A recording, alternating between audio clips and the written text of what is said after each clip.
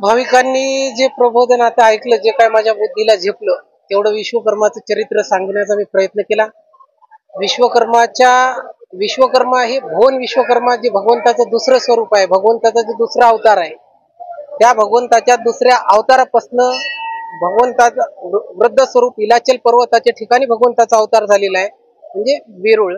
त्या ठिकाणी वृद्ध स्वरूपामध्ये 4 हात आणि मुखामधून या 5 समाजाची उत्पत्ती झाली. मनुमय, त्वष्टा, शिल्पी आणि देवज्ञ या 4 समाजाची उत्पन्न झालेली आहे. तेव्हा हा समाज जो आहे तो एक ब्राह्मण समाजामध्ये, जसं आपण ब्राह्मण समाजामध्ये हा समाज मोडतो, पण काळाच्या ओघामध्ये आम्ही भगवान विश्वकर्माचं चिंतन थोडस विसरलो होतो.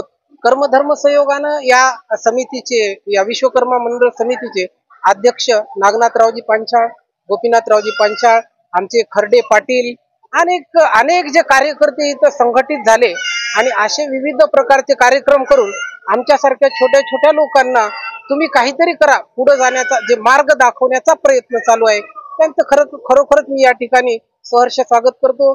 त्याचप्रमाणे जसं भगवान विश्वकर्मा हे केवळ आमचंच दैवत नसून, 5 वंशाचंच दैवत नसून अख्ख्या जगाचे स्वामी तेच आहेत. त्यांनीच ही यंत्र चालना दिलेली आहे.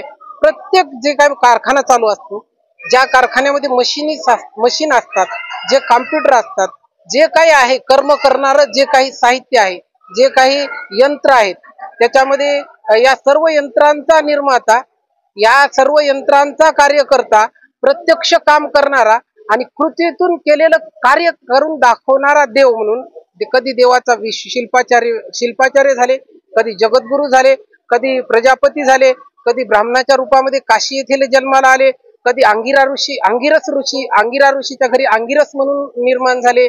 असे अनेक प्रकारानं भगवंतांनी कार्य केलेलं आहे. त्याचप्रमाणे भगवंतांनी सुदर्शन, श्रीकृष्णाचं सुदर्शन, महादेवाचं त्रिशूळ, कुबेराचं विमान, या सर्व ज्या काही निर्माण झालेल्या गोष्टी आहेत, मी माझ्या अल्पबुद्धीनं जेवढं काही संग्रहित केलं ते इथं सांगण्याचा एक छोटासा प्रयत्न केलेला आहे. पण जर मला योग मिळाला तर सुंदर प्रकारचं विश्वकर्मा पुराण कसं असतंय, भगवान विश्वकर्मा काय आहेत, त्यांनी काय काय निर्माण केलं, त्यांचं स्वरूप काय, आणि या सर्व गोष्टींचं विश्लेषण त्या ग्रंथामधून आलेलं आहे.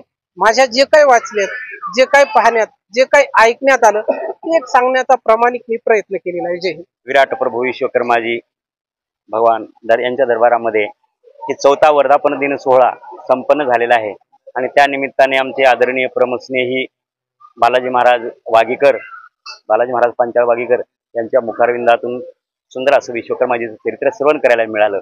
आणि हे सगळं आयोजन करत असताना शून्यातून विश्व निर्माण करणारी ही परंपरा आहे आमची विश्वकर्मा वंशाची. शून्यातून विश्व निर्माण ज्यांच्यामुळे झालं आणि तेच विश्वकर्माजींच्या मूर्ती प्राण प्रतिष्ठेचा सोहळा आणि मंदिरापासून उभारणीपर्यंत हे सगळं काही शून्यातून विश्व निर्माण केलं ते आमचे प्रमुखस्नेही नागनाथरावजी देशमुख साहेब लोहावकर आणि आमचा सर्व त्यांच्या सोबतीला असलेले आमचे भगवानदादा असतील, सर्व आमचा पांचाळ समाजाचा परिवार, विश्वकर्मा वंशीय समाज परिवारांच्या वतीने हे सगळं इथं भव्य दिव्य असं असणारं सभामंडप तयार झालेला आहे. भव्य दिव्य मंदिर झालं आहे आणि याच भव्य दिव्य मंदिराचा असणारा असाच उत्कर्ष होत जावा. दरवर्षी या ठिकाणी 2-3 वर्षापर्यंत या ठिकाणी सुंदर असे 7 दिवसाचा सप्ताह झाला. यावर्षी 1 दिवसीय कार्यक्रम या सगळ्या मंडपाचं निर्माण केल्यामुळं 1 दिवसीय कार्यक्रम ठेवण्यात आला यावर्षी. पण आता इथून पुढं दरवर्षी 7 दिवसाचाच कार्यक्रम होईल आणि अशी सगळ्यांना मी विनंती करतो आणि माझं मनोगत या ठिकाणी पूर्ण करतो. प्रभू श्री विश्वकर्मा यांच्या आशीर्वादाने या कामठा नगरीमध्ये, असं पावन कामठा नगरी एक ठिकाण जसं पावन झालेला आहे प्रभूच्या चरणामुळं. आणि अशी ह्या कामठा नगरीमध्ये आज आपल्या समाज बांधवाच्या सहकार्यानं आम्ही मंदिर उभारून जवळपास 3 वर्ष संपलेली आहेत. मूर्ती प्राणप्रतिष्ठा करून सुद्धा 3 वर्ष संपलेली आहेत. आणि ते झाल्याच्या नंतर दरवर्षी जे आम्ही भागवत कथेचं आयोजन करत होतो 7 दिवसाचं, आणि त्या 7 दिवसाच्या आयोजनामध्ये जो काही आम्हाला त्रास होत होता, पाऊस आला किंवा हवा पाणी आलं, अडचणी आल्या, त्या अडचणी दूर करण्यासाठी प्रभूनं जे आम्हाला मार्गदर्शन केलं, त्या मार्गदर्शन आयोगानं हे जे सभामंडप आहे ते आज नावारूपाला आलेलं आहे.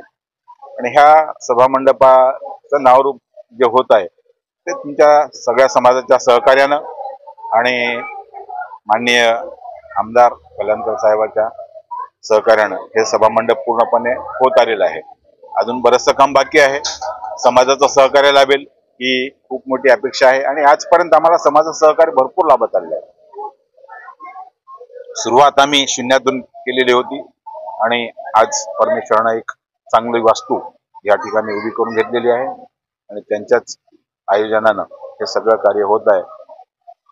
आणि असंच आम्ही असो नसो कार्य हे होतच राहावं ही प्रभूच्या चरणी नम्र विनंती करून मी माझे 2 शब्द